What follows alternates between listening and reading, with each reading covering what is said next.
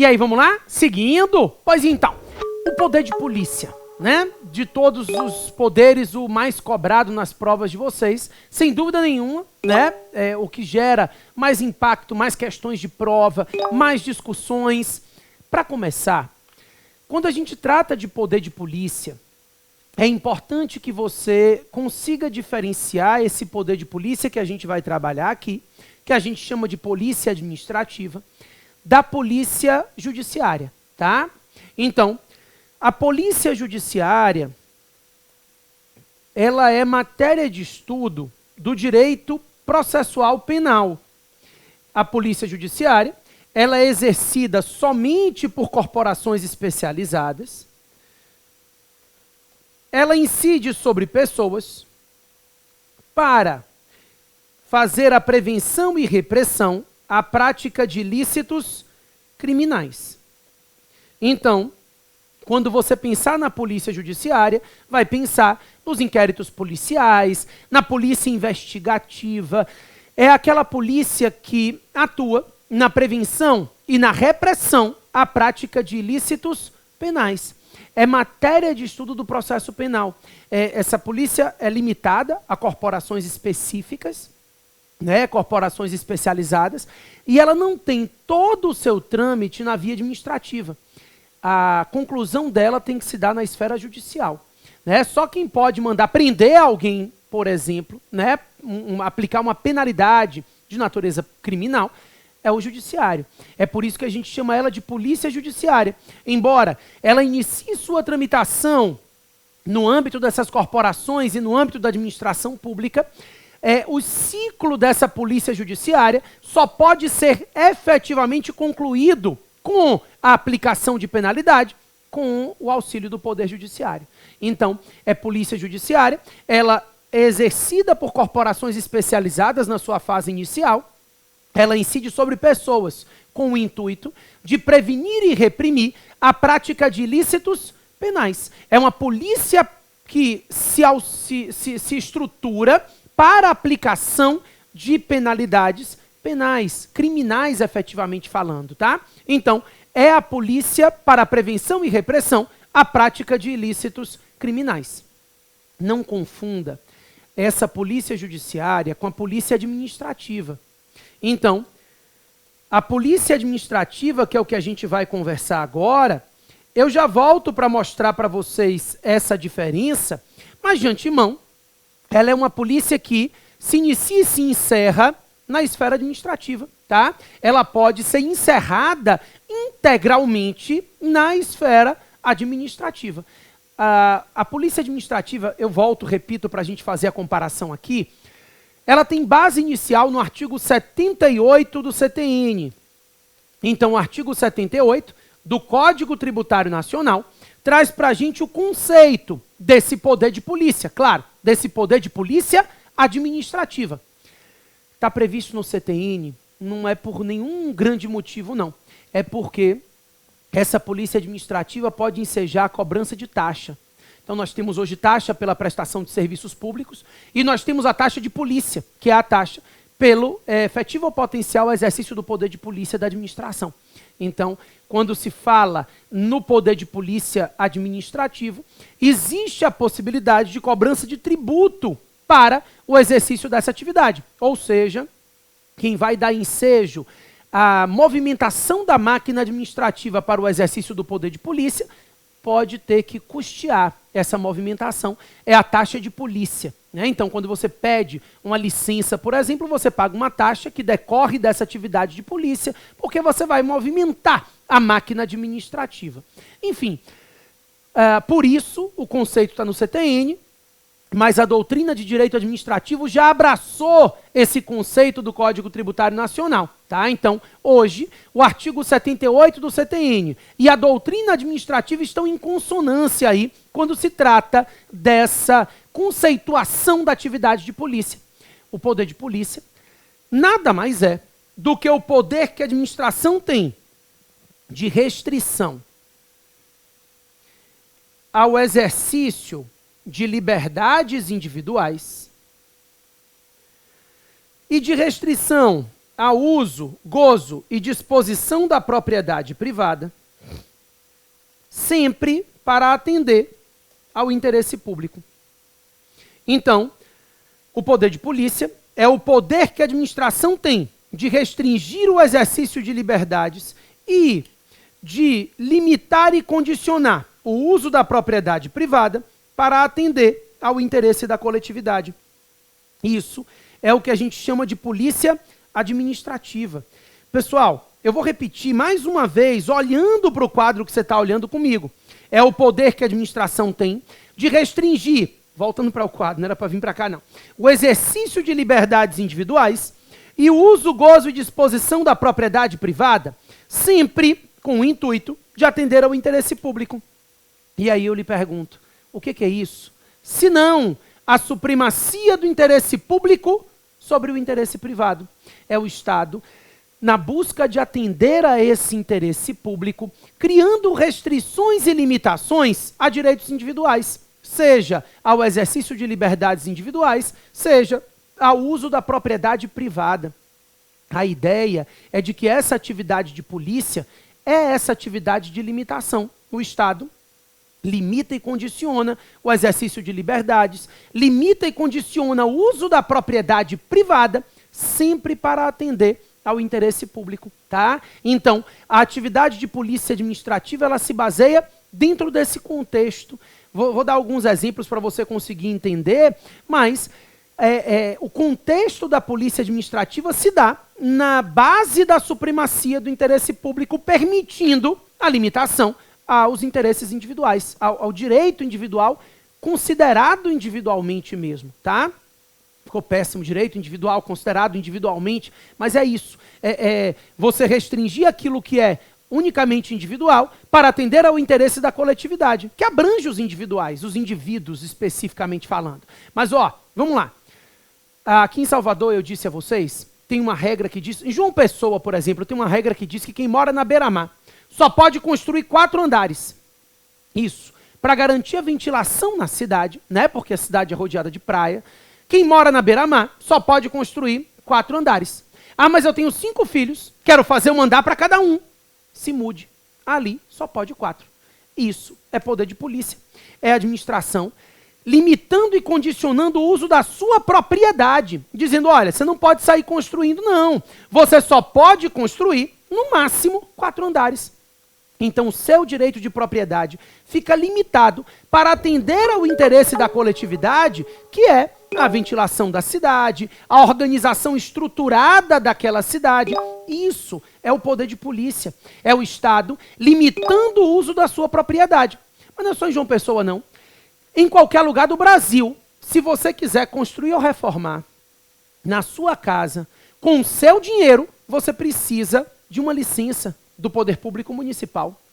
Uma licença, pessoal, para evitar que a sua construção ela prejudique o interesse da coletividade, ela desrespeite regras de vizinhança, né? Então, para atender ao interesse da coletividade, para evitar que você construa prejudicando as regras do plano diretor, a ordenação do solo urbano, eu preciso, antes de mais nada, para construir no meu terreno com meu dinheiro, eu preciso de uma licença do poder público. E o que é isso? É o poder de polícia da administração. É a administração limitando e condicionando o uso da sua propriedade de forma a atender ao interesse público. Olha, eu vou ver se você pode construir, eu vou ver se você pode reformar. Eu sei que a casa é sua, mas eu vou ver se isso não atenta contra o interesse do restante da coletividade, né? Mas não é só propriedade, não. Liberdades também. Você quer abrir um restaurante? Você pode. É livre o exercício de qualquer ofício ou profissão, né? Desde que lícito, e é o caso. Mas, se você estiver vendendo comida vencida, o Estado vai lá e fecha. Então, a vigilância sanitária atua justamente nessa atividade de polícia para evitar que você mate todo mundo de intoxicação, para garantir o seu direito de livre exercício da atividade do restaurante. Então, é o município, é o poder público, é a União, é o Estado atuando, limitando o exercício da sua liberdade para atender ao interesse da coletividade. Isso é poder de polícia, né? Meu avô Meu avô dizia, sabe o quê? Meu filho, eu não paro em sinal vermelho, porque eu tenho o direito de ir e vir. Eu achava isso o máximo. Gente, como é que as pessoas não pensam nisso, só meu avô? Porque as outras pessoas são muito burras, né? Obviamente. Obviamente que não. Porque a liberdade de locomoção, o direito de ir e vir, é uma liberdade individual, mas ela pode ser limitada e condicionada para atender ao interesse público. Porque se tiver todo mundo indo e vindo ao mesmo tempo, todo mundo se bate, né? Ninguém nem vai e nem vem. Então, para garantir o direito de locomoção de forma ordenada, o Estado pode sim limitar, restringir e condicionar o exercício desse direito e dessa liberdade para atender ao interesse público. Isso é o poder de polícia da administração, é o poder de limitar e condicionar o exercício dessa liberdade individual de forma a que ela seja exercida nos parâmetros determinados para atender ao interesse público.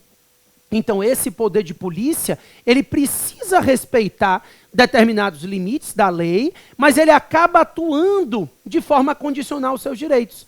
Ele não pode aniquilar direitos individuais. Ele não pode violar liberdades individuais. O que ele pode é condicionar, restringir, né? Criar limites. Então, você pode fazer uma passeata? Claro. Liberdade de expressão, de associação, mas se a passeata for tumultuosa, o Estado dissolve, porque a paz pública, ela incide de forma mais intensa do que o seu direito individual de liberdade de expressão e de associação. Então é aquela velha história do conflito de interesses, da ponderação de interesses quando se fala de conflitos entre princípios, né? E aqui é o princípio da supremacia do interesse público prevalecendo sobre os interesses individuais. Então, a ideia dessa atividade de polícia é justamente essa ideia de limitar e condicionar liberdades e propriedade. Pessoal, a atividade de polícia no ano de 2020, né, e ainda agora no ano de 2021, ela tem sido preponderante no combate à proliferação da pandemia da Covid-19. Né? Então, vocês assistiram à manifestação dessa atividade de polícia estatal de forma muito intensa, primordialmente, principalmente, no ano de 2020. Né? Então, o fechamento de um restaurante, o fechamento de um centro comercial, nada mais é do que a atividade de polícia da administração pública, a possibilidade de requisitar um estádio de futebol para transformar num hospital de campanha. É o poder de polícia incidindo sobre o direito de propriedade. É claro que vai indenizar, né? A atividade de polícia, ela causando danos individuais, específicos, ela gera direito à indenização. Porque vocês vão aprender aí ao longo da nossa matéria que a indenização do Estado pode se dar por atos lícitos também. Ainda que o Estado atue licitamente, em alguns momentos ele vai ter que indenizar essa conduta lícita dele que cause danos específicos. Mas o fato é que nós tivemos uma lei que tratou dessas limitações na pandemia, que foi a Lei 13.979. E essa lei, ela prevê várias atividades de polícia que podem ser executadas durante a situação de pandemia e com o intuito de atender ao interesse público maior, que é a saúde pública. Né? Então, a gente assistiu aqui em Salvador, por exemplo, o fechamento de uma lojas americanas no mês de abril de 2020, abril ou maio, em que o município tinha determinado o fechamento das lojas, não sei quantos metros quadrados, sei lá, até tantos metros por dia. Ela isolou um pedaço da loja e ficou com a quantidade de metros quadrados dentro do que podia. Né? O município foi lá, entendeu que estava tendo aglomeração e que aquilo não era suficiente e fechou. Tá? Então, o meu e a minha liberdade de exercer o comércio, o livre comércio, né? E a minha propriedade, tudo isso precisa ser condicionado. Condicionado, e no caso da pandemia, a gente estava diante de uma situação anômala, né? De uma situação excepcional, de risco à saúde pública muito maior. Então, o poder público precisou tomar medidas extremas de polícia. E isso é polícia administrativa. Eu dei o exemplo aqui, estou focando na 13.979 na pandemia, mas vocês viram que esse poder de polícia, embora tenha se destacado no combate à Covid-19, ele é uma regra geral na atividade estatal, na regulação e ordenação das atividades dos particulares em geral. Tranquilo? Beleza, me dá um minutinho que eu volto para a gente trazer algumas características dessa atividade de polícia e seguir na matéria, tá bom? Sai daí não. E aí, vamos lá? Seguindo? Pois então, como eu defini com vocês, esse poder de polícia tem a conceituação da polícia administrativa e agora eu volto para a gente dividir aquilo que a gente tinha falado. Enquanto a polícia judiciária é exercida por corporações especializadas, a polícia administrativa fica espraiada em vários órgãos e entidades da administração. Então, ela não fica limitada a corporações específicas. Então, quando a gente pensa na polícia administrativa, você imagina regras de meio ambiente, vigilância sanitária, trânsito, zoneamento urbano, ou seja, essa atividade de polícia administrativa, ela está espraiada entre vários órgãos, setores e entidades da administração pública. Ela não se limita às corporações especializadas, né? Então, regras de trânsito, regras de meio ambiente, regras de vigilância sanitária, de ocupação do uso do solo, né, como uma licença, tudo isso é atividade de polícia exercida por vários órgãos. Enquanto a polícia judiciária incide sobre pessoas, a polícia administrativa incide sobre bens e direitos. Ou seja, ela limita e condiciona o uso da propriedade e ela restringe o exercício de liberdades individuais. Então, a polícia administrativa, ela não incide sobre pessoas, ela incide sobre bens e direitos, limitando e condicionando o uso da propriedade, né, o uso de bens, e limitando e condicionando o exercício de liberdades individuais para atender ao interesse da coletividade. E além disso, essa polícia judiciária, ela busca reprimir ilícitos administrativos, que, claro, se forem ilícitos criminais, também vão ensejar a movimentação da máquina da polícia judiciária. Tá? Mas o que a gente está trabalhando aqui é a polícia administrativa, espraiada entre vários órgãos e entidades, incidindo sobre bens e direitos, né, limitando e condicionando esses bens e esses direitos individuais para atender ao interesse público e punindo e reprimindo a prática de ilícitos administrativos que atentem contra o interesse público, que beneficiem particulares individualmente, mas que desrespeitem as regras de interesse público em geral. Tranquilo? Ótimo. Com isso entendido, por todos os exemplos que eu já dei, o que eu vou lhe dizer agora vai ficar muito simples e claro de você entender. Mas eu quero que você pontue e deixe anotadinho aí no seu caderno.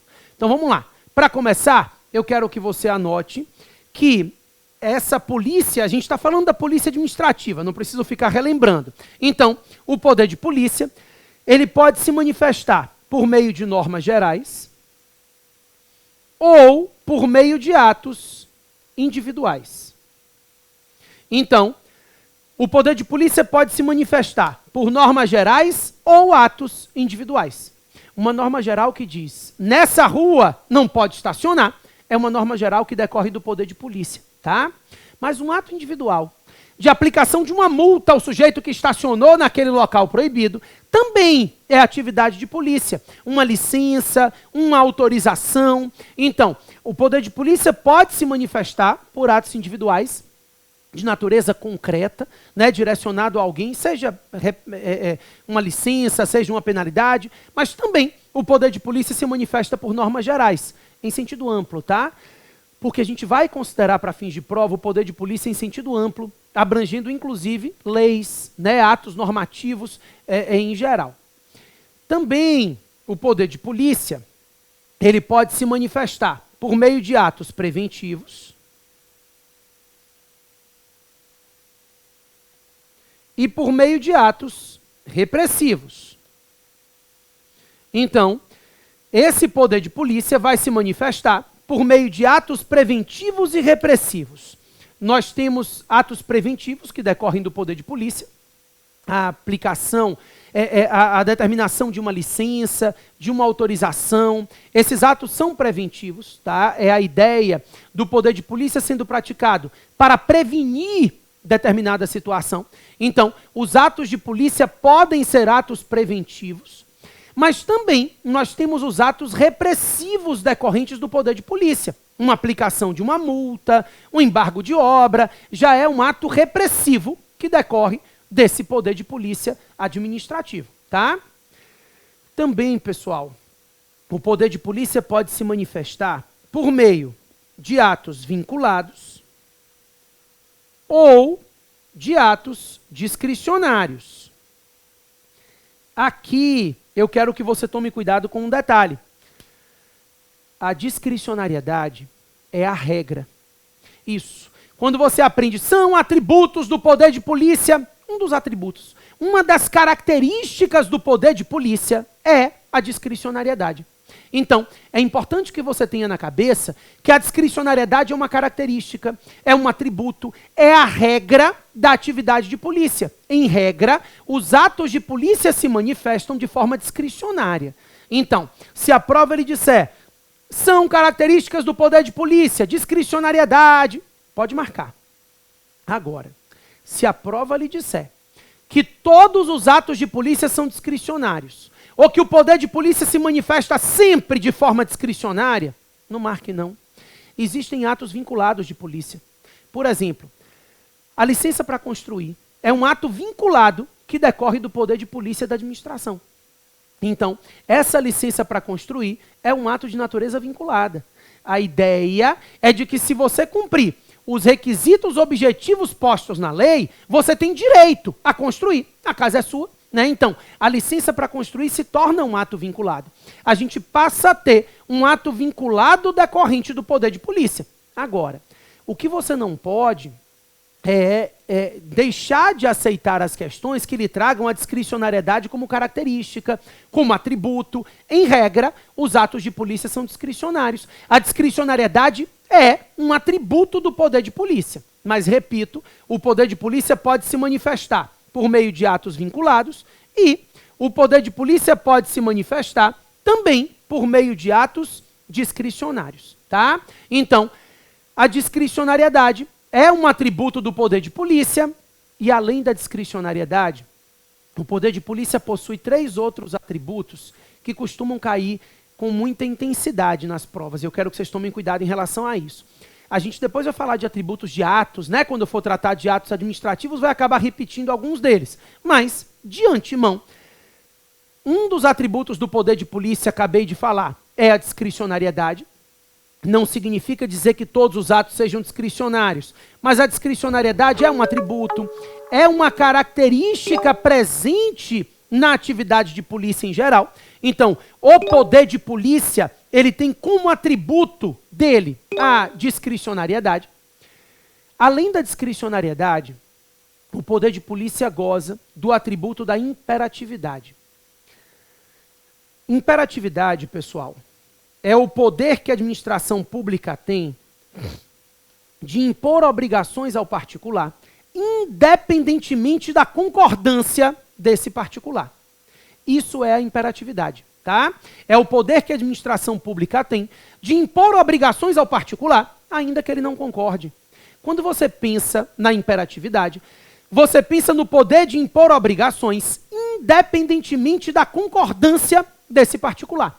Ainda que o particular não concorde, ele fica sujeito às obrigações impostas pelo Estado.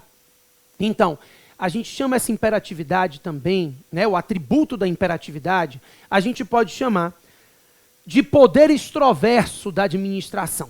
Dá no mesmo. A expressão poder extroverso é uma expressão mais moderna, então de vez em quando eles colocam ela nas questões de concurso para confundir vocês. O poder extroverso, ou atributo da imperatividade, é o poder da administração de, dentro dos limites da lei, estabelecer obrigações ao particular, independentemente da concordância desse particular. Então, não estacione. Não é um acordo. Não estacione, é mesmo, está muito cheio. Não, é uma imposição unilateral. Não estacione e ponto final. Então, a ideia é de que não estacione não se caracteriza como um acordo, não. É uma imposição unilateral. A ideia é de que a administração impõe ao particular que não estacione ali, independentemente da concordância dele.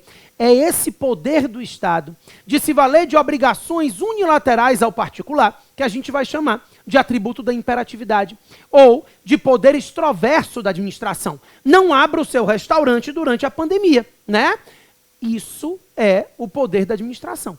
E aí eu te falei, não estacione, ponto final. E se você estacionar?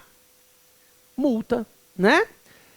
A multa é o poder que a administração pública tem de se valer de meios indiretos de coerção. Isso, meios indiretos, porque pelo menos por enquanto, ele não está rebocando seu carro. Ele está aplicando uma multa para que você se sinta coagido a tirar o carro dali, né? São meios indiretos. Alguém vai dizer, estacione ali. Você vai dizer, eu não quero tomar uma multa. Então, você indiretamente se sente coagido a obedecer aquele ato que foi determinado pela administração pública. Porque a administração se vale de meios indiretos para coagir você a obedecer aquele ato. Essa possibilidade que o Estado tem de se valer de meios indiretos de coerção. E repito, a gente está falando em meios indiretos, por quê? Porque o Estado não está rebocando o seu carro. Ele está aplicando uma multa para que indiretamente você se sinta coagido a obedecer o ato. Isso é o que nós vamos chamar de atributo da coercibilidade. Coercibilidade ou coercitividade é justamente o poder que a administração tem de se valer de meios indiretos de coerção. A ideia é de que por meio dessa coercitividade ou coercibilidade, a administração pública tem esse poder de se valer de meios indiretos de coerção. Ele vai estabelecer essas regras, definindo a possibilidade de uma sanção pelo descumprimento dela, né? Não adianta eu ter esse poder de impor obrigações se a imposição de obrigações e o descumprimento delas não ensejar nenhum tipo de consequência. Então, o Estado se vale de meios indiretos, e aí a gente está falando no atributo da coercibilidade. Coercibilidade ou coercitividade é justamente esse poder da administração de se valer de meios indiretos para coagir o particular a obedecer a norma de polícia, tá?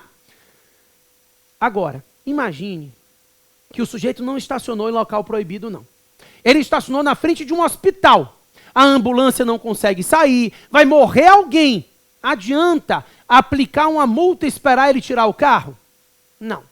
Nesse caso, o Estado vai lá e reboca o seu carro. No momento que ele reboca o seu carro, ele não está se valendo mais de meios indiretos de coerção. Ele agora está se valendo de meios diretos de execução do ato. Exatamente. Você vai inclusive dizer assim, ô meu querido, não tinha visto. Quer que eu tire o carro? E ele vai dizer, não precisa não, né? Fique tranquilo. Eu já tirei. Ou seja, o Estado vai lá e executa o ato diretamente. Esse poder de execução material, né, que o Estado tem de executar materialmente o ato, sem depender da atuação do particular, é o que nós vamos chamar de atributo da autoexecutoriedade. Então, a autoexecutoriedade é o poder que o Estado vai ter de se valer de meios diretos de execução desse ato. Só um detalhe.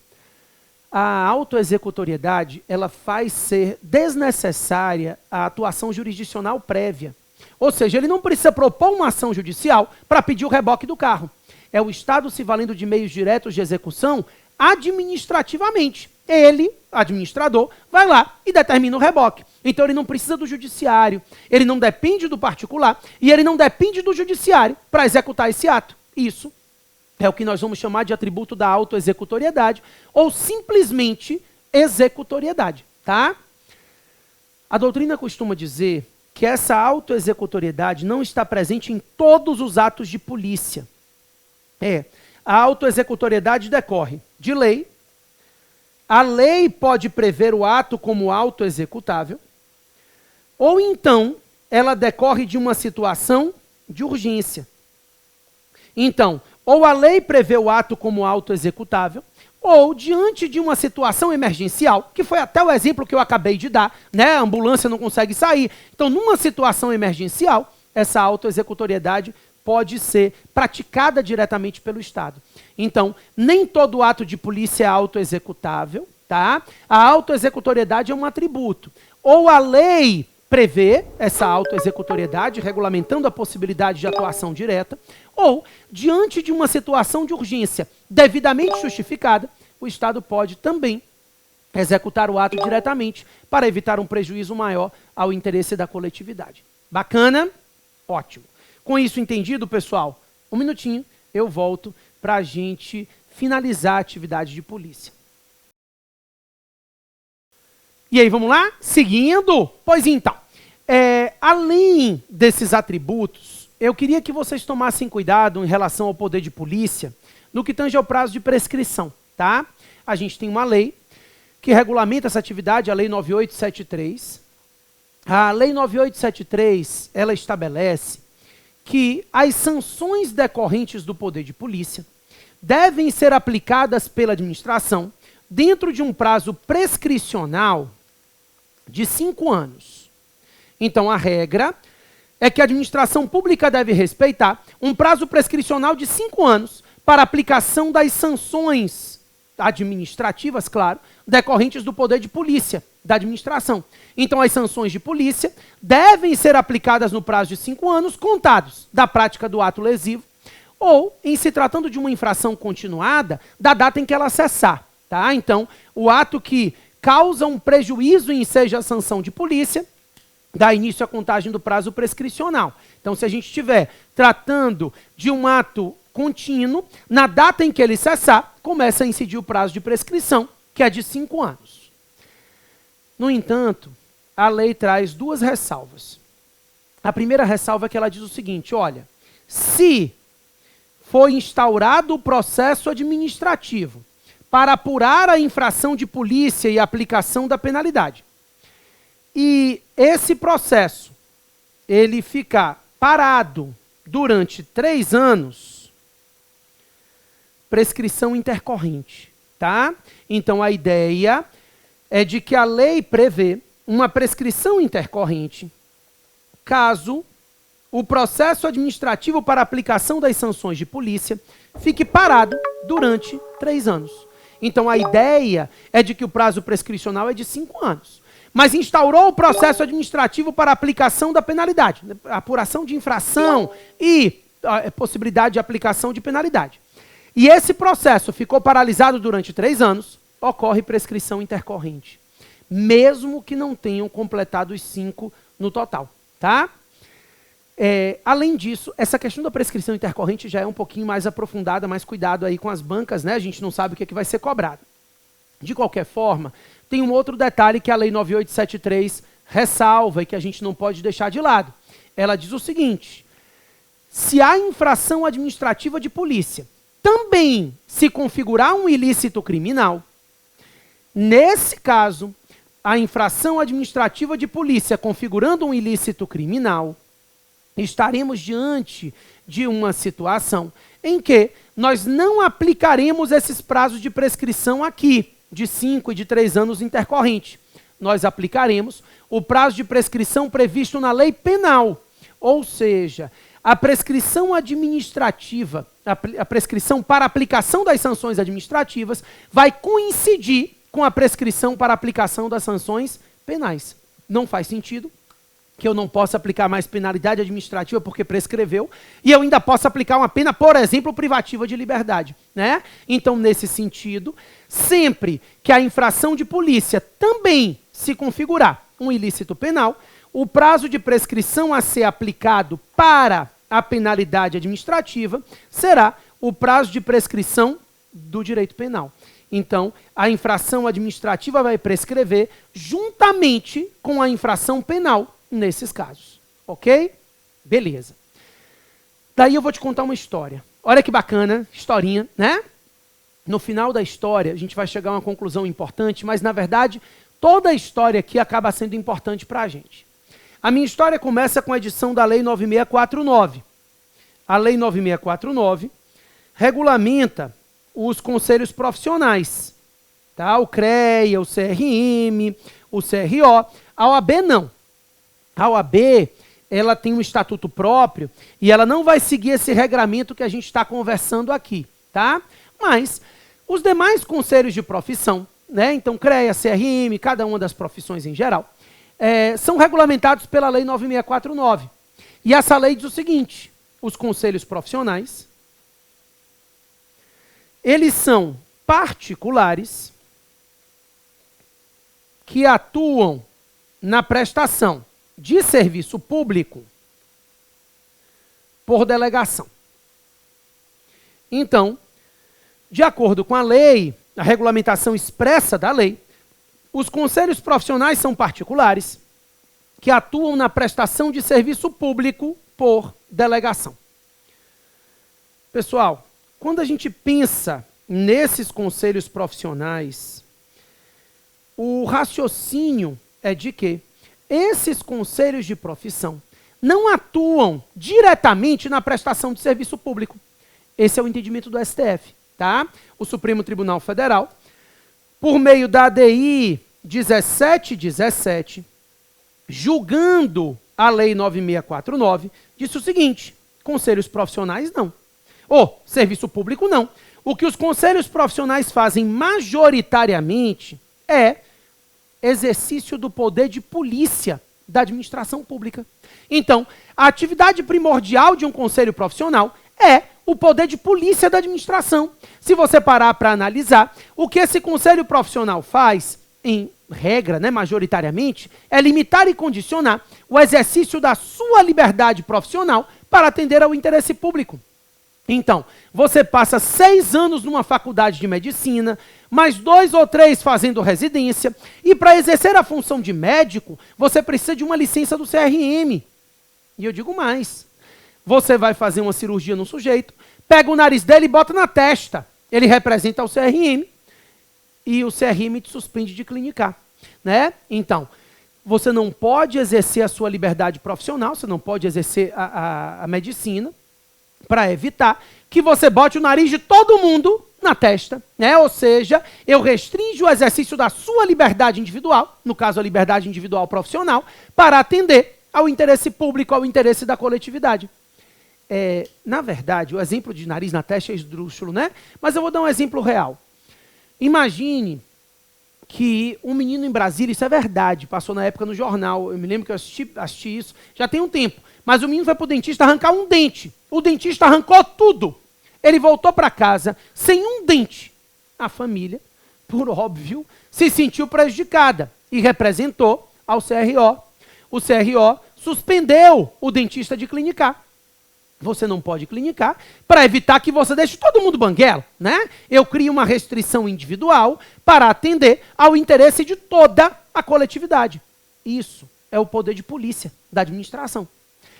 E aí o STF disse o que a gente queria ouvir. Olha, já chegamos à conclusão de que os conselhos profissionais atuam majoritariamente no exercício do poder de polícia, beleza.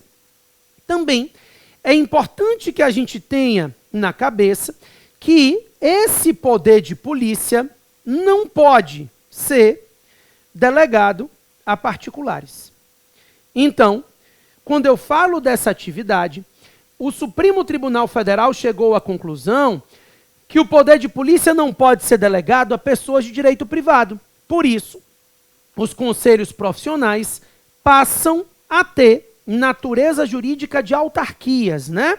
Nós chamamos de autarquias corporativas esses conselhos profissionais. Eles passam a ter natureza jurídica de autarquia, já que atuam numa atividade típica de Estado, indelegável a particulares, que é o poder de polícia. A OAB não é autarquia, é uma exceção, né? Acabei de falar disso. A OAB é uma exceção, é um particular, é uma entidade privada que exerce poder de polícia de forma anômala, tá? Mas os demais conselhos de profissão ganham natureza jurídica de autarquia, já que a autarquia é pessoa jurídica de direito público, mas eu não quero falar de autarquias corporativas agora. O que eu quero focar é no que eu disse antes. O poder de polícia é atividade típica de Estado e, por isso, não pode ser delegado a pessoas de direito privado. Vamos para alguns detalhes. Primeiro, imagina o seguinte: aplicar uma multa a quem extrapola o limite de velocidade é poder de polícia? Claro, sem dúvida nenhuma, trata-se de poder de polícia da administração, essa possibilidade de aplicar multa a quem extrapola o limite de velocidade. Beleza. Aí eu te pergunto, eu posso contratar uma empresa que vai colocar o radar, extrair as multas, encaminhar para o Estado? Sim ou não? Posso. Não há problema nenhum que eu contrate essa empresa que vai atuar justamente nessa atividade, né? Então, ela vai colocar o radar, ela vai aplicar a multa, ela vai encaminhar essa multa ao Estado. A pergunta é, isso é delegação de polícia? Não. Essas atividades materiais podem ser delegadas. A gente fala que os aspectos materiais do poder de polícia admitem delegação. Então, os aspectos materiais são justamente essas atividades de mera execução do poder de polícia. Eu não posso delegar o poder de polícia propriamente dito, mas eu posso delegar as atividades de execução, as atividades materiais, as atividades de mera execução do poder de polícia admitem delegação. Então, eu posso delegar atividades executórias, porque, nesse caso, eu não estaria delegando o poder de polícia em si. Os atos decisórios, esses continuam não sendo passíveis de delegação, tá? Na verdade, a doutrina moderna costuma dizer que o poder de polícia passa em regra, né? Nem todos os atos passam, mas em regra 4 ciclos, que a gente chama de ciclos de polícia. Então, os ciclos de polícia se dividem em norma de polícia, ou restrição de polícia, né? Não estacione, não pode fazer isso, não pode fazer aquilo. Fiscalização de polícia, então, por exemplo, a colocação do radar, para fiscalizar o descumprimento das normas. Consentimento de polícia, então uma licença, uma autorização.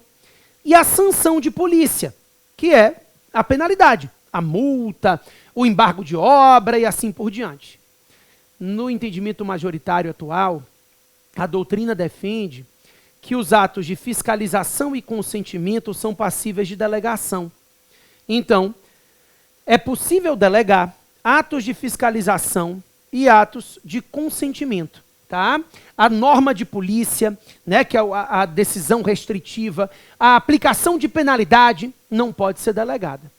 No ano de 2020, tivemos uma decisão do Supremo Tribunal Federal muito importante, que disse que as empresas estatais que atuam na prestação de serviço público podem receber os poderes de polícia por delegação. Então, o STF disse que essa indelegabilidade não abrange as empresas estatais prestadoras de serviço público. Essas empresas estatais que atuam na prestação de serviço público, essas podem exercer a sua atividade de polícia, e aí não só a fiscalização e o consentimento, mas as normas, as sanções, isso é possível de delegação. Não posso delegar a particulares, mas eu posso delegar às entidades privadas da administração indireta, prestadoras de serviço público, tá? Beleza. Só para a gente fechar, eu queria te lembrar também que o poder de polícia, na doutrina tradicional, era enxergado como um ato de restrição e um poder negativo, né? Então a doutrina dizia que o poder de polícia seria um poder negativo, um poder que obrigaria o particular a executar atividades de não fazer. Então não faça, tolere. A gente tinha poder negativo de polícia, o poder de determinar que não fosse feito alguma coisa, né? A obrigação de não fazer, a obrigação de tolerar. Mas hoje já se fala também no poder de polícia criando obrigações positivas, né? Então, por exemplo, o direito de preempção, que está lá no Estatuto da Cidade, o artigo 25, depois vocês vão estudar isso, mas o artigo 25 da Lei 10.257, que é o Estatuto da Cidade, nós vamos estudar isso depois, tá? Ele cria um direito de preempção municipal. O município determina que aquela área é uma área de preferência e quem quiser vender o seu terreno naquela área tem que oferecer ao município primeiro. É uma obrigação de fazer, decorrente do poder de polícia. Também aquela notificação para parcelamento compulsório das áreas urbanas não edificadas. Construa, parcele, dê função social à sua propriedade. Então, o poder de polícia atualmente é enxergado como um poder que pode ensejar obrigações negativas e positivas. Um não fazer, um tolerar, mas também pode ensejar obrigações de fazer na atividade administrativa. Ok? Beleza. Pessoal, com isso entendido, a gente consegue fechar os aspectos decorrentes dos poderes administrativos, os aspectos teóricos, e aí eu parto para resolver algumas questões com vocês, né? A gente sempre tem finalizado o tema com questões para que a gente consiga consolidar o conhecimento, tá bom? Então, a gente resolve questões a partir do próximo bloco. E aí, pessoal, vamos lá? Resolver algumas questões referentes a poderes administrativos para ir complementando a matéria, mas não só para complementar, e também para a gente entender como é que a matéria costuma ser cobrada, qual é a forma que é importante você raciocinar o tema e qual é a forma que as bancas vão te cobrar, tá? Vamos lá comigo. Primeira questão aqui. A atuação da administração pública se dá sob diferentes formas, sendo o exercício do poder de polícia uma das suas expressões. A. Presente na aplicação de sanções a particulares que contratam com a administração ou com ela estabelecem qualquer vínculo jurídico, alçando a administração a uma posição de supremacia em prol da consecução do interesse público. Isso aqui não é poder de polícia, né? Aqui a gente estaria tratando do poder disciplinar. O poder disciplinar é esse poder de aplicar penalidades àqueles que tenham algum tipo de vínculo especial. Então, quando a gente fala da polícia administrativa, né, do poder de polícia efetivamente considerado, esse vínculo especial não é necessário. As sanções de polícia e os atos de polícia em geral, eles decorrem da supremacia geral do Estado. Então, existe uma supremacia geral do Estado que embasa essa atividade de polícia do Estado. Não há necessidade da existência de vínculos especiais. Então, esses vínculos especiais são necessários quando se fala em polícia ou em poder disciplinar. A atuação disciplinar do Estado depende de vínculo especial. Não se confunde com a polícia administrativa que decorre da supremacia geral do Estado. Tá falsa a letra A. B, poder de polícia, né? Presente nas limitações administrativas às atividades do particular, perfeito, tendo como principal atributo a imperatividade, que assegura a aplicação de medidas repressivas, independentemente de previsão legal expressa, a critério do agente público.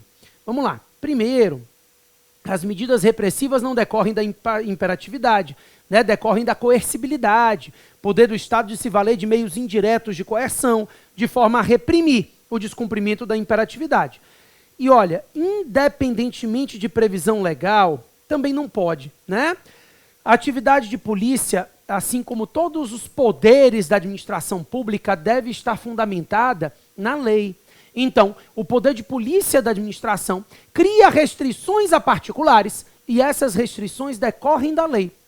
Necessariamente, tem que haver previsão legislativa para que possa haver a previsão de sanções de polícia. Então, essa atividade de polícia do Estado, ela depende de lei e ela decorre da previsão legislativa, tá? Então, tá falsa a letra B, sem a possibilidade de se admitir medidas repressivas, sem que haja previsão em lei, tá falsa B, então.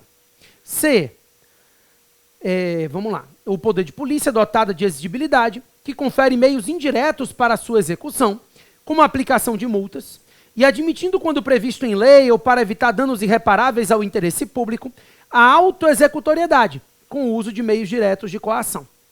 Certinho. Exigibilidade é sinônimo de coercibilidade, tá?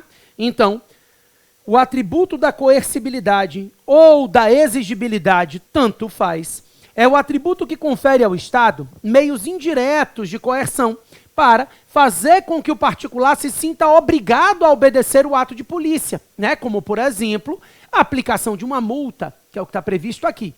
E aí depois ele fala, olha, além dessa coercibilidade, além dessa exigibilidade, além do poder de se valer de meios indiretos de coerção, é importante dizer que quando houver previsão em lei ou em situações de urgência para evitar danos ao interesse público, executoriedade ou autoexecutoriedade, podendo se valer de meios diretos de coação e de execução do ato, né? Então, perfeito. Coercibilidade e autoexecutoriedade, autoexecutoriedade dizem respeito a atributos decorrentes dessa atividade de polícia, já pode marcar a letra C. D, a questão fala, né, o poder de polícia e uma de suas expressões, verificada apenas quando há atuação repressiva do poder público, tanto na esfera administrativa, como aplicação de multas e sanções, como na esfera judiciária, com apreensão de bens e restrições a liberdades individuais. Pessoal, aqui não. O que acontece? A gente não pode dizer apenas quando há atuação repressiva. O poder de polícia, ele se manifesta por atos preventivos e repressivos, tá? A ideia é de que essa atuação de polícia, ela pode ser preventiva e ela pode ser repressiva. Nós temos atos preventivos decorrentes do poder de polícia, né, como a exigência de licenças, de autorizações, e os atos repressivos, como a aplicação de penalidades decorrentes desse poder de polícia também, tá? Então, tá falsa a letra D ao falar em apenas medidas repressivas, quando, na verdade, são medidas preventivas e repressivas, tá? Poder de polícia, e aí fala da atividade de polícia, dotada de imperatividade, porém, não de coercibilidade, pressupondo, assim, a prévia autorização judicial para a adoção de medidas que importem restrição à propriedade ou liberdade individual. Tá falsa a letra E. Pessoal, a gente não tem como falar aqui que tem que haver uma prévia autorização judicial para as medidas que impõem restrição. Não é verdade. Tá? A coercibilidade, ela faz parte, sim, da atividade de polícia e é um dos atributos inerentes a essa atividade de polícia, permitindo ao Estado se valer de meios indiretos de coerção para exigir e forçar o cumprimento desse ato. Tá? Então, a gente vai considerar o gabarito, a letra C, nessa questão 1, tá bom? Vamos para 2? Vamos lá. Acerca dos poderes administrativos de polícia, regulamentar e disciplinar, considere as assertivas a seguir. 1. A elaboração de lei dispondo acerca da implementação de programa de restrição ao trânsito de veículos automotores, conhecido atualmente como rodízio, não se insere na conceituação de poder de polícia, mas do poder disciplinar. Claro que não é poder disciplinar. Quando eu falo em regras de trânsito, né, eu estou falando da atividade de polícia da administração.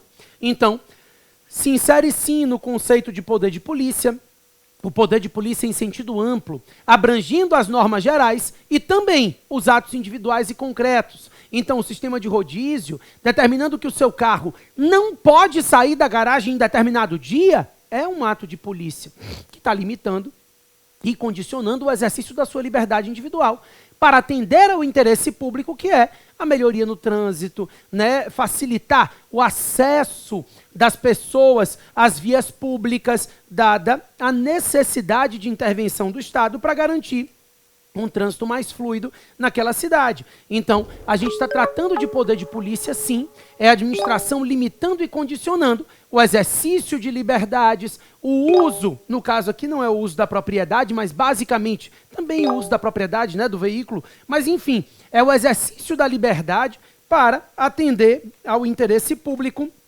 É exatamente isso que a gente pode considerar como atividade de polícia. Então está falsa a primeira assertiva, que diz que não é poder de polícia, mas sim poder disciplinar. Nada feito. 2. Não se pode cobrar taxa dos contribuintes em razão do exercício do poder de polícia. Pode, né? A gente falou sobre isso. Inclusive, por isso o conceito de polícia está amarrado no artigo 78 do Código Tributário Nacional, porque trata-se da atividade de polícia gerando a possibilidade da cobrança de taxa, né? A gente sabe que existe a taxa de serviço, que é a taxa pela prestação de um serviço público divisível, no qual a gente consegue saber quem são os usuários e quanto que cada usuário utiliza daquele serviço.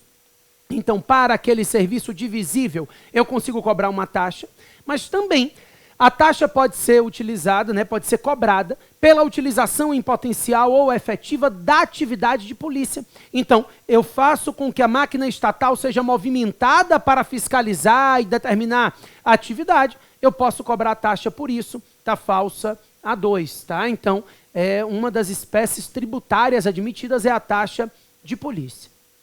3.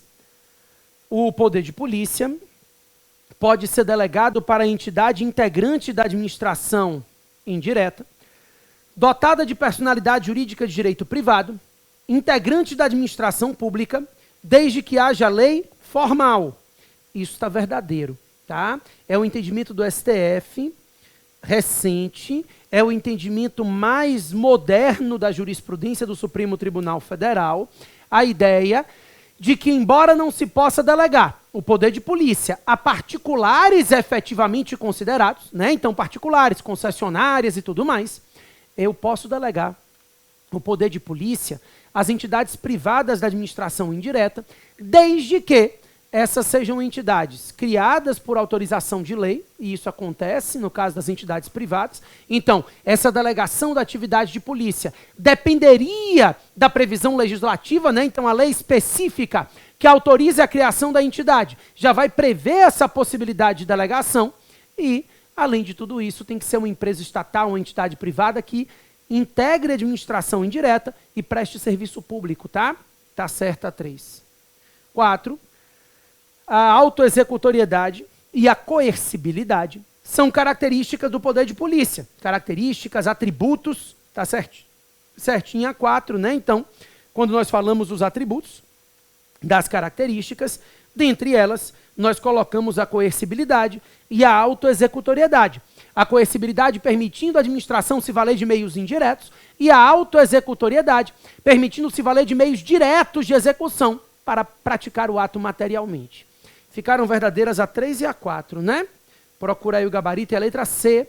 A C fala, está correto apenas a 3 e a 4. Vamos resolver a terceira questão? Dá tempo dela ainda, a gente demorou um pouquinho mais aqui. Na próxima bloco a gente acelera as questões. Vamos lá, questão 3.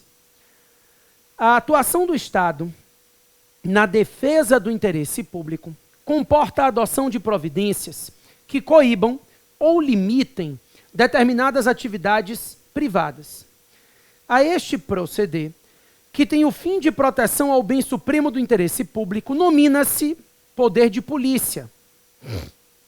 O exercício do poder de polícia deve ser concretizado no intento de se fazer cessar ou impedir atos privados danosos. Acerca do poder em questão, assinale a alternativa correta. A. O exercício do poder de polícia compete ao ente que tenha recebido o munus constitucional de regulação da matéria, tendo por atributos a discricionariedade, a autoexecutoriedade e a coercibilidade. Tá certo. São atributos da atividade de polícia. Obviamente, o ente tem que ter o munus constitucional para exercer essa atividade de polícia. Tá certinho a letra A. Já pode marcar. B.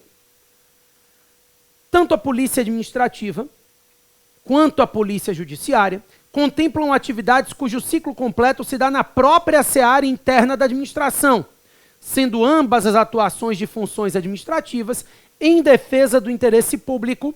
Não é verdade. A gente sabe que no caso da polícia judiciária, o ciclo completo não se dá na seara interna da administração. Por isso, nós chamamos de polícia judiciária, porque a prática de ilícitos criminais somente pode ensejar a aplicação de sanções penais por meio da atuação jurisdicional, né? Então, o ciclo não se encerra na administração pública quando se fala da polícia judiciária. Tá falso a letra B. C. O atributo da autoexecutoriedade informa que os atos decorrentes do poder de polícia prescindem de previsão legal, ou seja, dispensam previsão legal, que lhes assegure a adoção de medidas que tornem efetivos seus comandos, a independência da atuação de outro poder da administração. Claro que não prescindem. É imprescindível, é indispensável a previsão legislativa para que haja atividade de polícia e principalmente a aplicação de sanções, né? Tá falso a letra C. D. No exercício do poder de polícia, a administração pode expedir atos concretos, os quais contemplam destinatários determináveis de acordo com a subsunção fática ao instrumento normativo que o rege, a exemplo de decretos, portarias e resoluções. Pessoal, a ideia é de que decretos, resoluções não são atos concretos, né? São atos gerais, normativos, e então fica falsa a letra D. Tá bom? Eu já volto. Sai daí não. E aí, pessoal, vamos lá? Então, já entendemos que os poderes administrativos têm caráter instrumental, né? São poderes e, ao mesmo tempo, são deveres postos à administração. E já entendemos que esses poderes podem se manifestar de forma vinculada ou de forma discricionária, né?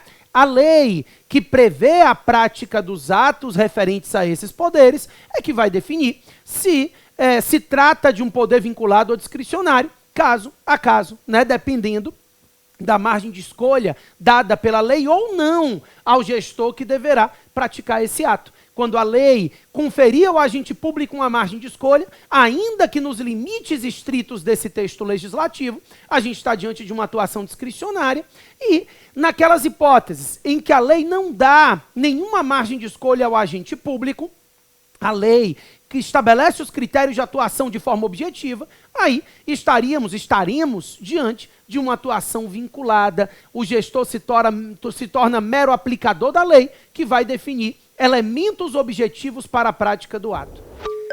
Os poderes administrativos são 4.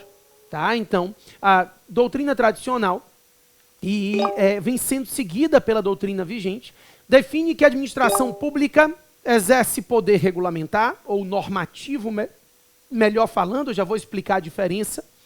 Além do poder normativo, o poder hierárquico, o poder disciplinar e o poder de polícia.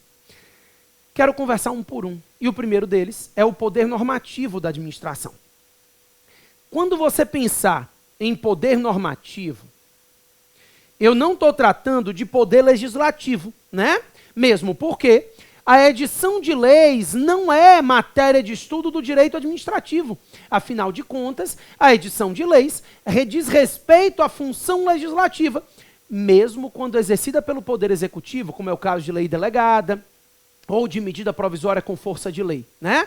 O fato é de que o poder normativo é o poder que a administração pública tem para a edição de normas gerais e abstratas dentro dos limites da lei. Como eu disse a vocês, o poder normativo é o poder para expedir normas gerais e abstratas dentro dos limites da lei. Poder normativo não se confunde com poder legislativo. É a edição de normas gerais que diz respeito a ato administrativo normativo. Quando eu falo das normas gerais, dos atos normativos, estou falando de atos administrativos mesmo, inferiores à lei, obedientes à lei.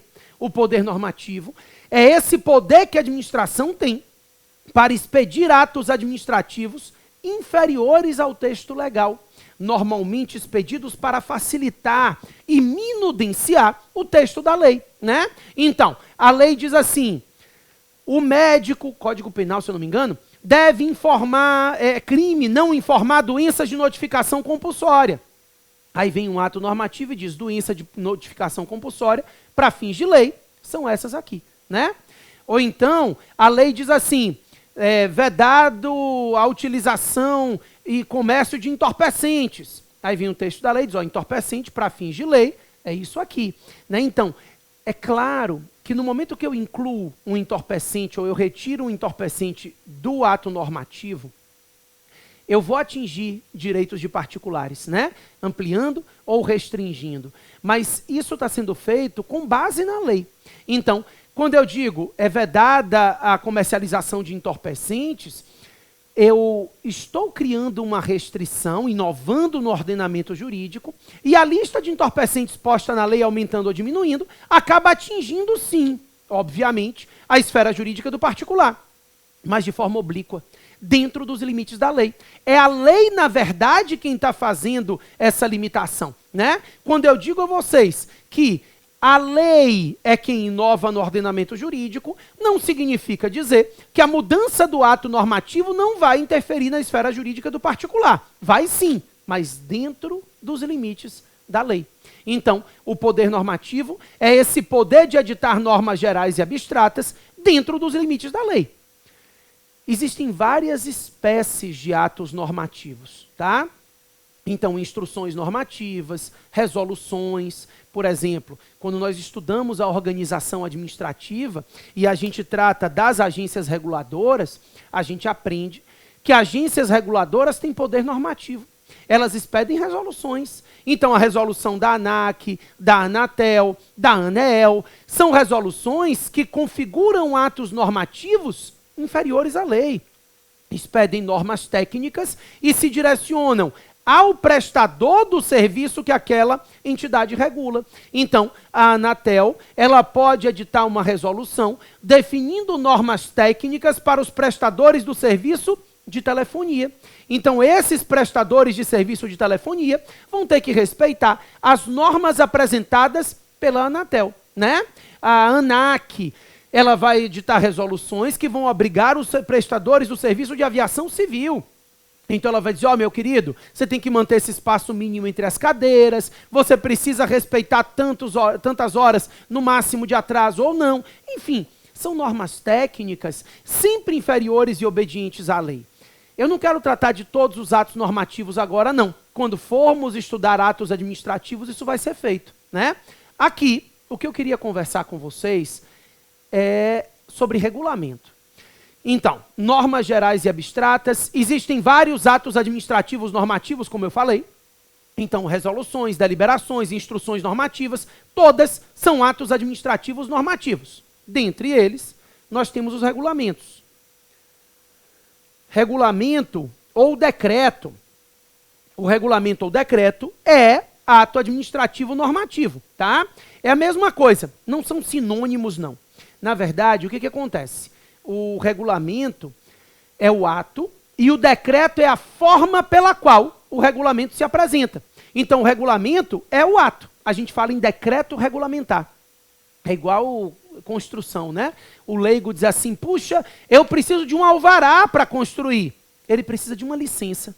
O alvará é a forma da licença. Então, a gente fala em alvará de licença, alvará de autorização, dependendo de qual seja a atividade, né? Então, o ato em si é a licença, o alvará é a forma. A mesma coisa quando a gente fala em decretos e regulamentos. O regulamento é o ato e o decreto é a forma do regulamento. Então, quando a prova de vocês fala em decreto ou regulamento, ela está se referindo ao mesmo ato, tá? A ideia é de que decreto ou regulamento diz respeito ao mesmo ato. Esses decretos ou regulamentos, eles são atos privativos do chefe do Poder Executivo. Então, os decretos regulamentares só podem ser expedidos pelo chefe do Poder Executivo. Outras autoridades públicas podem expedir outros atos, tá? Então, instruções normativas, resoluções, regulamento não. O regulamento é ato privativo do chefe do Executivo. Presidente da República, governador e prefeito têm competência para expedir regulamentos. A ideia é de que esse regulamento deve ser enxergado como um ato normativo exclusivo, né, próprio do chefe do Poder Executivo. Daí o que acontece? Aí a doutrina tradicional trazia para a gente uma expressão que eu preciso só que você tenha na cabeça para não se confundir, que é a expressão poder regulamentar, que eu cheguei a falar aqui no iniciozinho dessa aula, né? Poder regulamentar é uma expressão hoje enxergada de forma específica. Na doutrina tradicional, repito, poder regulamentar era sinônimo de poder normativo.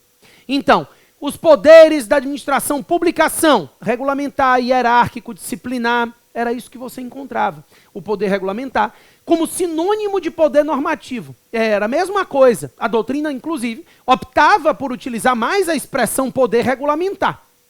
Hoje, até mesmo os doutrinadores mais tradicionais já começaram a rever esse entendimento, e as bancas de concurso seguem o entendimento mais moderno, que diz, na verdade, que o poder regulamentar é o poder de expedir regulamentos. Ou seja, o poder regulamentar é uma espécie do poder normativo.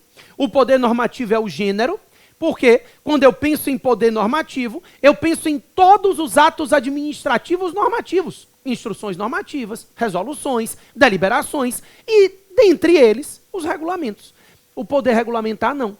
O poder regulamentar é o poder de expedir regulamentos. Então, o poder regulamentar é uma espécie do poder normativo. O poder normativo é o gênero e o poder regulamentar é uma espécie. Cuidado.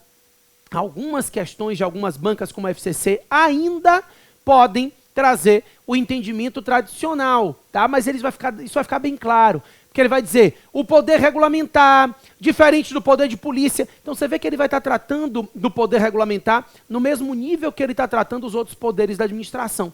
O entendimento atual, repito, o entendimento que vocês devem encontrar nas provas é de que o poder regulamentar é o poder de expedir regulamentos e que é ato privativo do chefe do executivo. Então de vez em quando você se bate com a questão que diz assim, o poder regulamentar, privativo do chefe do executivo, pode marcar, porque o poder regulamentar é o poder de expedir regulamento. E o regulamento é um ato privativo do chefe do executivo. Então, não está errado dizer que o poder regulamentar é privativo do chefe do executivo. Outras autoridades podem expedir outros atos normativos, mas regulamento não. O regulamento, ele é específico para o chefe do poder executivo, seja federal, estadual ou municipal, certo? O nosso problema está justamente no poder regulamentar. Por quê? A doutrina comparada, né, o direito comparado, o direito internacional, ele prevê duas espécies de regulamentos. E aqui eu estou aprofundando num tema que cai nas provas de vocês muito, tá? Mas muito mesmo, presta atenção. Então, nessa doutrina internacional, se costuma dizer que os regulamentos se dividem em dois grupos. Nós temos os chamados regulamentos executivos, ou decretos executivos, tanto faz, né, a mesma coisa, e os regulamentos autônomos, ou decretos autônomos. Nesse direito comparado, repito, a gente está analisando primeiro internacionalmente a matéria, né, na doutrina internacional, os regulamentos executivos são aqueles regulamentos expedidos para fiel execução da lei. Ou seja, os regulamentos executivos seguem exatamente o que a gente estava conversando até agora, né? São regulamentos que são expedidos para facilitar e minudenciar o texto legal. Então, quando você pensa em regulamentos executivos, aqueles regulamentos expedidos para fiel execução da lei, era o que a gente estava conversando até agora. Aqueles regulamentos que devem ser editados dentro dos limites da lei, para facilitar a aplicação da lei, tá? Quando você pensa num regulamento executivo, está pensando no que a gente vinha conversando como poder normativo até então. O poder de editar normas gerais e abstratas, inferiores à lei, né, obedientes à lei, para, em cada caso, regulamentar, formalizar, estruturar e minudenciar o texto legal. Beleza, tem diferença nenhuma, não tem dificuldade nenhuma. Não pode traficar entorpecente, o ato normativo pode ser um regulamento, ou pode ser um ato inferior, mas enfim, a princípio um regulamento, e vai dizer o que é entorpecente para fins de lei, ou seja, facilita e minudencia o texto da lei. Beleza. O problema não são os regulamentos executivos. Meu Deus do céu, molhei tudo, vocês não têm noção do que eu fiz. Vamos deixar para no intervalo eu limpar a merda, desculpa a palavra, a porcaria toda feita, que eu não posso falar palavrão. Minha filha no dia foi chamada na escola, a professora me falou, pai, ô pai, que esse povo chama a gente de pai como se fosse pai deles, né? Tem nada mais irritante. E aí, pai, ô pai, Cecília andou falando uns palavrões, eu disse, meu Deus do céu, que palavrão foi esse? Aí ela disse, porra, eu disse, fique tranquila, sou eu mesmo, né, que não tenho como não falar. Não tem condição, eu torço por vitória, professora, não tenho condição de não falar. Aí ela disse, não, mas se ela falar aqui vai ficar de castigo. Eu digo, não, a senhora tá errada não, tá certa. Aí chamei minha filha e disse, meu amor, não pode falar, tô falando até baixo, não pode falar esse palavrão, né?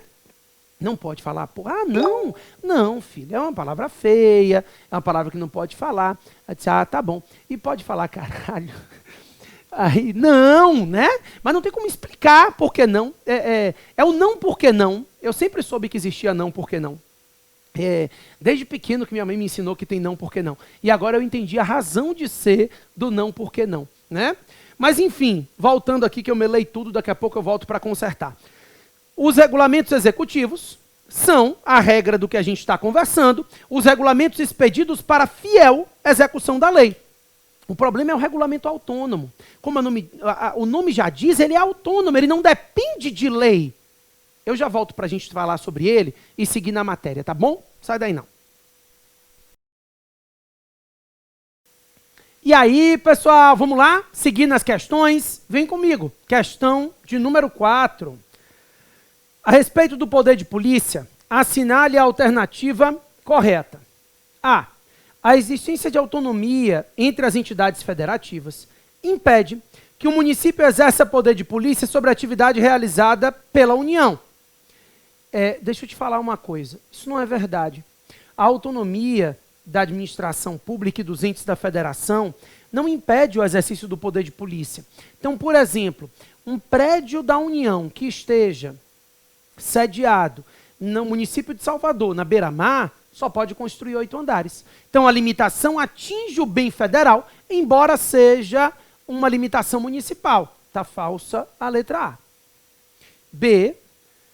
Segundo o Superior Tribunal de Justiça, a indelegabilidade do poder de polícia impede que as atividades materiais de verificação do cometimento de infrações sejam executadas por pessoas jurídicas de direito privado. Pessoal, a ideia hoje, a gente já conversou, é de que as entidades privadas da administração indireta, ela pode receber essa delegação, independentemente de qualquer coisa, atividades materiais, os aspectos materiais do poder de polícia podem ser delegados. Não se delega norma de polícia, sanção de polícia, mas os atos de fiscalização, de consentimento, admitem delegação, né? Tá falsa a letra B. C. As penas de multa, quando forem resultados do exercício do poder de polícia, são autoexecutáveis. Não. A multa tem que ser executada judicialmente. A autoexecutoriedade é a possibilidade de execução material de uma norma de polícia, mas não a execução de uma multa, por exemplo. A multa é decorrência da coercibilidade. Ela só pode ser executada na via judicial. D. O poder de polícia tem como destinatários todos os particulares submetidos à autoridade do Estado, não se aplicando aos vínculos formados em relação de sujeição especial com o poder público. Isso. Nesses casos de vínculo especial, a gente fala na aplicação de sanções em decorrência do poder disciplinar. Né? O poder de polícia decorre da supremacia geral do Estado. Está certa a letra D.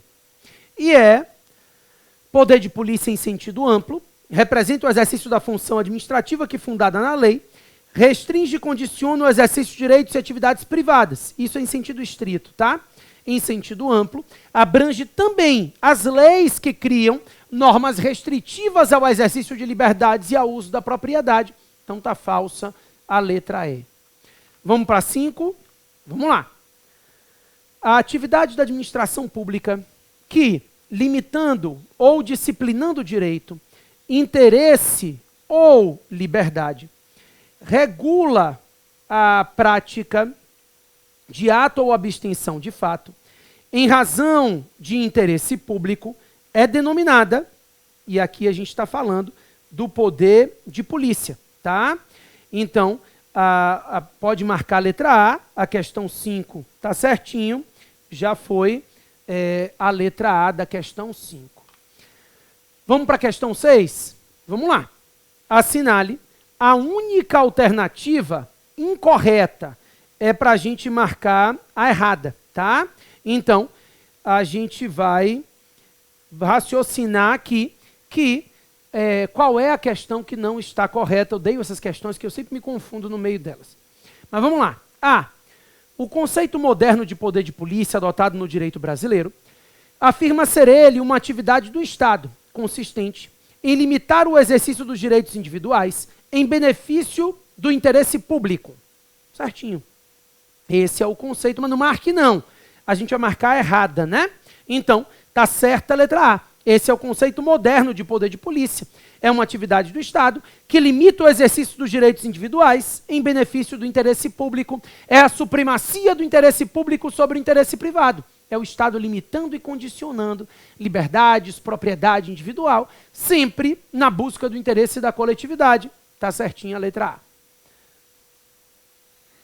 B.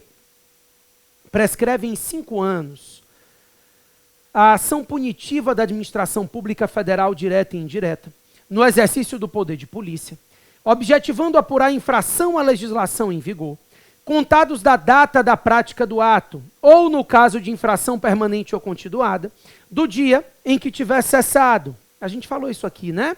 É a Lei 9873. Nós tratamos exatamente desse conceito aí do prazo prescricional. Não vai marcar, a gente vai marcar errado.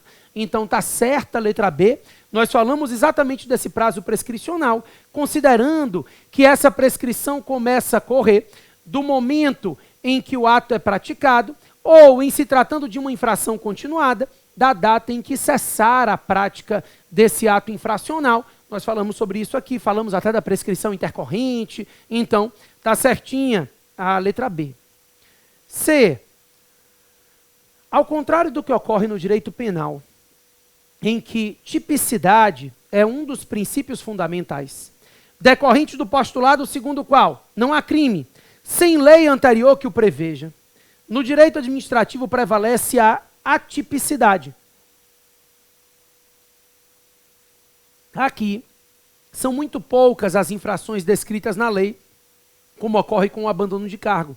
A maior parte delas fica sujeita à discricionariedade administrativa diante de cada caso concreto. É a autoridade julgadora que vai enquadrar o ilícito como falta grave, procedimento irregular, ineficiência do serviço, etc. Certinho. A ideia é de que um dos atributos dessas atividades sancionatórias do Estado, inclusive do poder de polícia, é a discricionariedade. Né? Então, esses conceitos indeterminados, eles são muito utilizados nessa atividade discricionária. Está certa a letra C. D. O servidor público comissionado só perderá o cargo em virtude de sentença judicial transitada em julgado ou de processo administrativo disciplinar, no qual lhe seja assegurada ampla defesa. Essa é uma regra que vale para o servidor público estável, né? Então, o comissionado, ele assume um cargo de livre nomeação e livre exoneração. Então, a exoneração é livre, ad nutum, não depende de processo administrativo, contraditório, ampla defesa ou sentença judicial transitada em julgado. Está falsa a letra D, e como é para marcar a falsa, é exatamente ela que a gente vai marcar, né? Então, ficamos com a letra D nessa questão 6. Vamos para 7. Quanto ao poder de polícia, é correto afirmar que A. Seu exercício não pode configurar fato gerador para a cobrança de tributo. Isso aqui é falso. Agora é para marcar a verdadeira de novo, tá? Cuidado para não marcar a falsa.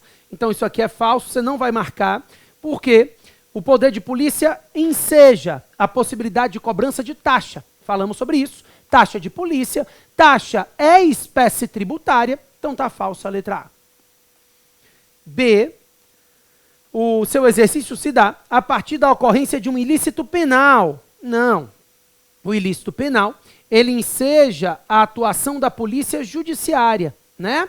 O poder de polícia que a gente está trabalhando aqui diz respeito à polícia administrativa e aciona-se a polícia administrativa no caso de cometimento de infrações administrativas, tá? Então tá falsa a letra B também. C, a coercibilidade é considerada pela doutrina como sendo um de seus atributos. Isso é verdade. A coercibilidade é um dos atributos decorrente da atividade de polícia. Então pode marcar a letra C e D, que aqui acerta, né? E D, quanto ao poder de polícia, ele é caracterizado pela imprescritibilidade das sanções dele decorrentes. Claro que não. As sanções prescrevem, falamos sobre a Lei 9873, 5 anos é o prazo prescricional, em regra, podendo se aplicar o prazo de prescrição da lei penal, quando o ilícito administrativo também configurar um ilícito criminal. Vamos lá. 8. Em razão da impossibilidade de que as leis prevejam todas as contingências que possam surgir na sua execução, em especial nas diversas situações em que a administração tiver que executar suas tarefas, devendo optar pela melhor solução, é necessária a utilização do poder administrativo denominado regulamentar. Se tivesse poder normativo, eu marcaria ele, tá? Como não tem, ele está se referindo especificamente à expedição de regulamentos, poder regulamentar, tá certo? A letra B, já pode marcar ela, tá? Ela é para fiel execução da lei, já que a gente fala em regra e regulamentos executivos, né? Questão 9. A respeito da atividade de polícia administrativa da administração pública, é correto afirmar ser sua característica: A. Incidir sobre pessoas individual e indiscriminadamente. Nada feito. A polícia judiciária incide sobre pessoas, a polícia administrativa incide sobre bens e direitos, está falso a letra A. B. Manifestar-se por atos administrativos não envolvendo atos concretos. Não é verdade. O poder de polícia pode se manifestar por meio de normas gerais, mas também por atos individuais e concretos, como a gente já conversou aqui, né? Uma licença, uma multa, está falso a letra B. C. Ser de competência exclusiva em regra, podendo ser concorrente caso a atividade seja de interesse simultâneo às 3 esferas da federação. Isso é verdade. Em regra, a competência é de um dos entes, mas em alguns casos é possível que se trate de uma competência concorrente. D. A discricionariedade sem possibilidade de limitação de ordem legal, mas pautando-se quando possível pelos princípios da administração pública. É claro que pode haver limitação de ordem legal, né? Então a lei limita a atividade de polícia. Na verdade, a lei limita toda atividade estatal, inclusive a atividade de polícia, né? Está falso a letra D. E constituir represália a ilícito penal. A represália a ilícito penal é a polícia judiciária e não a polícia administrativa. Então, nada feito, está falsa a letra E. Bacana? Ficamos com a letra C na questão 9. Vamos para 10, que é a última. Em relação ao poder de polícia administrativo, considere as assertivas abaixo. 1. Licença. É ato administrativo discricionário e tem como característica a revogabilidade, podendo a administração, em respeito ao interesse público, cassar os efeitos do ato que a concede. Isso não é verdade. A licença não é ato discricionário, a licença é ato administrativo vinculado, tá? A ideia é de que a licença é um ato vinculado. A autorização é um ato discricionário, tá certo? Essa é a diferença entre elas, inclusive. A licença é ato vinculado, falei aqui de licença para construir, foi um exemplo que eu dei. A autorização é ato discricionário. 2. A autorização é ato administrativo declaratório e vinculado, e dessa forma, uma vez adimplidas as condições legais, deverá a administração outorgá-la, não podendo, por conta de sua natureza jurídica, revogá-la posteriormente. Isso é falso.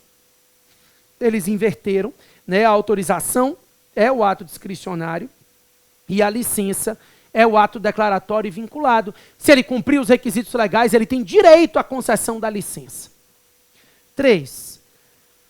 Sanção de polícia tem como característica o emprego de medidas inibitórias ou dissuasoras, e tem como finalidade cessar práticas ilícitas perpetradas por particulares e por funcionários públicos, garantida a ampla defesa. Está linda 3. A ideia é de se valer de medidas inibitórias, né? Uma multa, não faça isso, tá certa. Pode considerar verdadeira 3.